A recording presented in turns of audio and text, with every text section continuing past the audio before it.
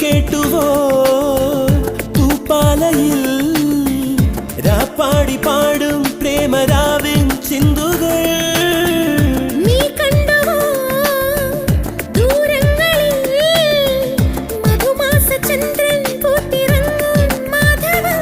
അവിടെയോ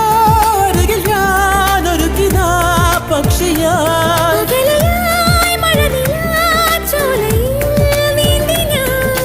വിരഹമെന്ന പദമില്ല കവിതകളിൽ ഒരു നിമിഷം